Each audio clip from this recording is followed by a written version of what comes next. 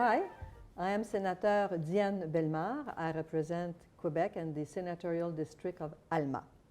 So this is another video on our series of the Senate reform, and we have the opportunity, and we are glad about it, to talk with the new president of the chamber, the Honourable Senator Pierre-Claude Nolin, who has been appointed as the speaker of this chamber, and he is senator since 1993. So that's a good time, and he represents the district of de Salaberry. Welcome. Welcome, and thank you very much, and congratulations Thank you for very much. your appointment. So we'll go right through the first question, and I think a lot of Canadians are wondering about that. As you know, there's a lot of criticism around the Senate. Some Canadians think it's expensive, it's illegitimate, and they question its legitimacy sometimes. It's not necessarily as efficient as people would like to be, and sometimes they think we're partisan. So as a new speaker, that's a big issues that you will have to maybe cope with. So how you see your role in that, and those challenges are not new. Almost 150 years ago, it was like that.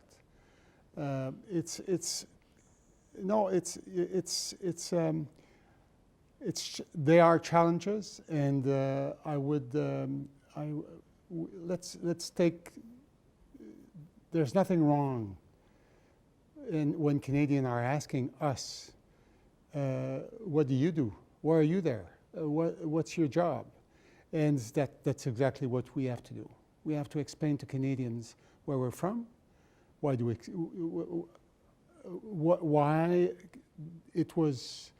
the Senate was created the way it was recreated.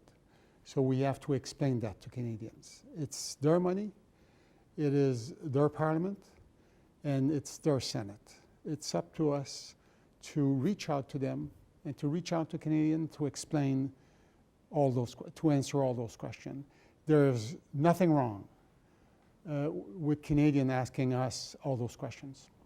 So you see your role to bring the senators with you to explain to the public? Definitely. It's reaching out, it's all that. It's doing what we're doing today.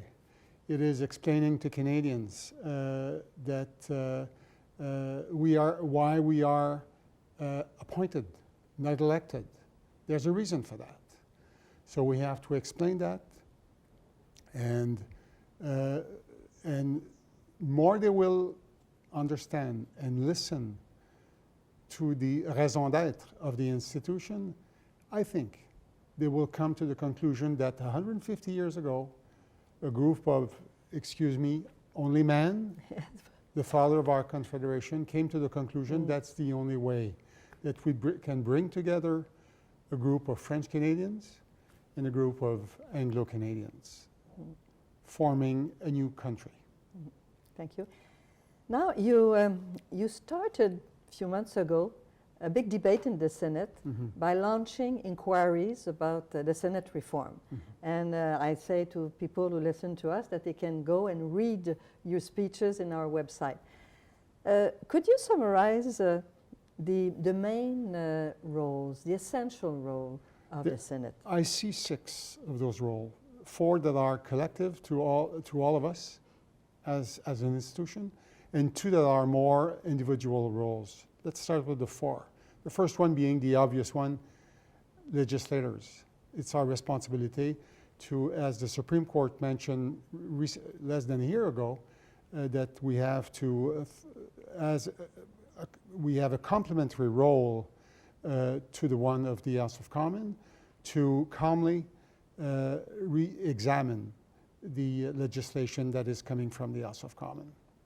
Second role, we must represent our regions. That's a challenging one because we have to basically represent the region, but it's up to us to define it. And it's definitely not the role. We don't have to compete the House of Commons. They are already doing that.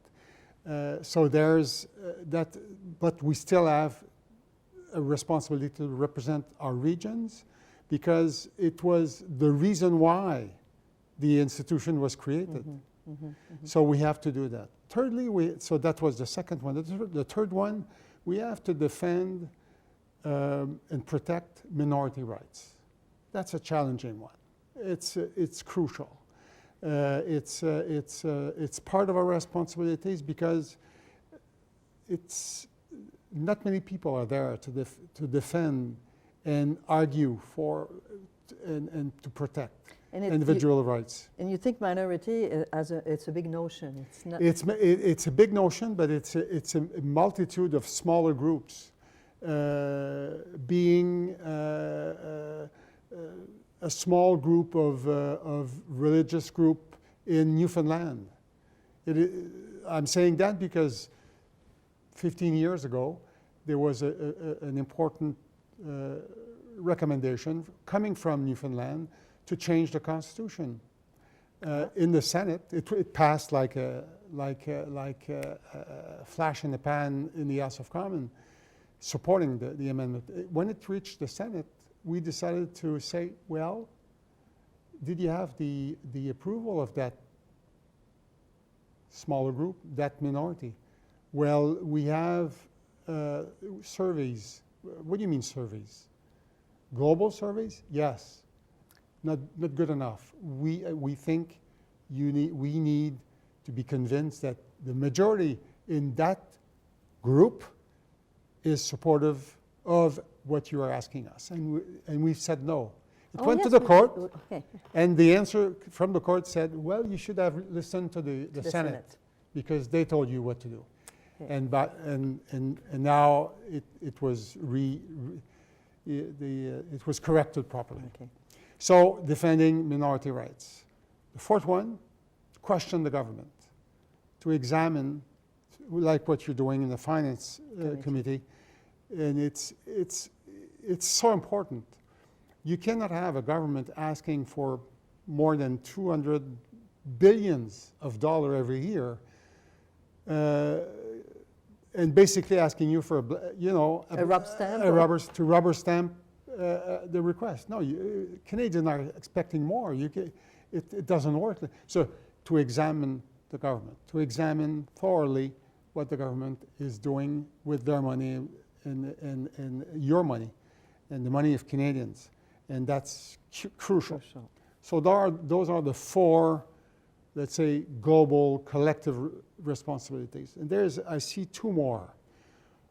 Individual, I should call them individual responsibilities. The first one being, if you have the will and you're ready to challenge and to be part of that challenge, it is to be part of what I call parliamentary diplomacy. So it means reach out not really to Canadians, but reach out for Canadians to members of other parliaments from other jurisdictions through the various association or bilateral association. Multilateral association, I have in mind the NATO Parliamentary Assembly, the Inter-Parliamentary Union, and so those various groups, or bilateral, Canada-US, Canada-China, Canada-Mexico, Canada-France, all those smaller groups. So if you're willing to invest time, resources, Parliament is there to support those who want to be part of that. And finally, the sixth role, it is to defend causes. I think it's appropriate for a senator to learn and to explore various causes and to select one and become a champion of that cause and to promote such cause in Parliament. And it should influence public policy making in Canada. That's very, very interesting. To go on the theme of the roles of the Senate, let's talk about the senator themselves. What do you think makes a good senator? What are the qualities a senator should have to be First and foremost, know your history. learn, become knowledgeable of the history of your country. You must, as a good senator, must know where he's from. Why? That's the only way you can reach out to Canadians and to explain where you're from. So, history.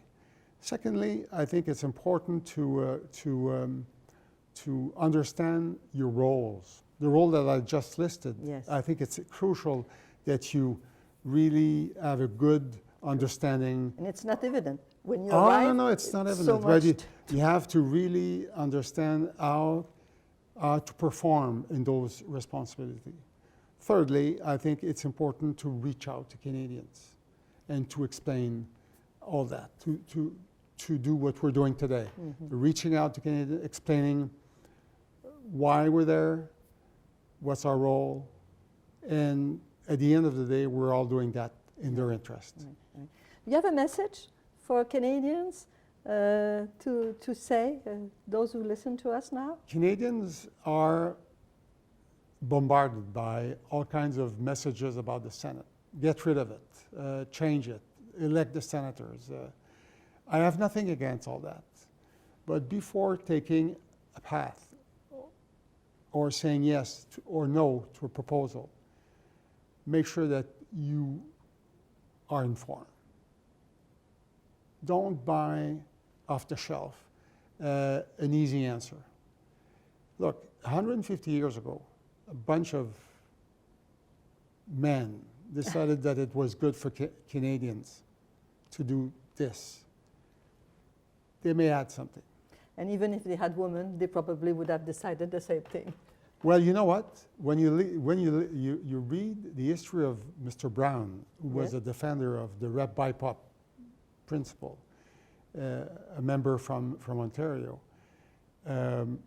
he had just remarried around the time of the negotiation of the meeting in Quebec City in 1865. And I think that influenced him. Good. Good friend. Thank you very much for this conversation. It was great. Thank you very much. And we My pleasure. can appreciate your depth and your experience. Thank you very much. My pleasure. And thank you for listening to us, to watching this video. And we'll be back with more. And you can go and join us with Twitter. You can go also and go at our website to see these videos and others. And also leave comments or questions in the space that's there for this purpose. So thank you for listening. Bye.